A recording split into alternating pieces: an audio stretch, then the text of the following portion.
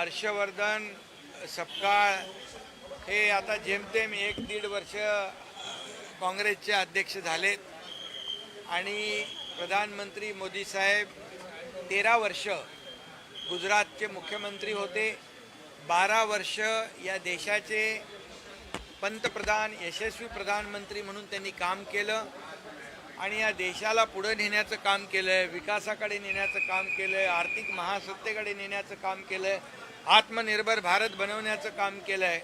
आणि म्हणून ज्यांनी एक दिवसही सुट्टी घेतली नाही, राष्ट्र प्रथम नेशन फर्स्ट हा संकल्प त्यांनी केला आणि अशा या देशाच्या यशस्वी लोकप्रिय प्रधानमंत्री नरेंद्र मोदीजींवर अशा प्रकारची खालच्या दर्जावरची टीका करणं हे निंदाजनक आहे.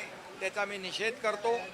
आणि खरं म्हणजे ज्यांनी आरोप केलाय, ज्यांच्यावर आरोप केला, प्रधानमंत्री नरेंद्र मोदीजी हे खरे धुरंधर आहेत, देशाचे धुरंधर आहेत, विकासाचे धुरंधर आहेत. आणि ज्यांनी आरोप केलाय ते असली दलिंदर आहेत. असली दलिंदर कोण आहेत? ज्यांनी आरोप केलाय. हा सूर्यावर थुंकण्याचा प्रकार आहे.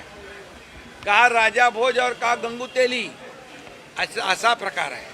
आणि म्हणून याचा निषेध करावा तेवढा थोडा आहे. या देशातली 140 कोटी जनता या काँग्रेसला धडा शिकवल्याशिवाय राहणार नाही.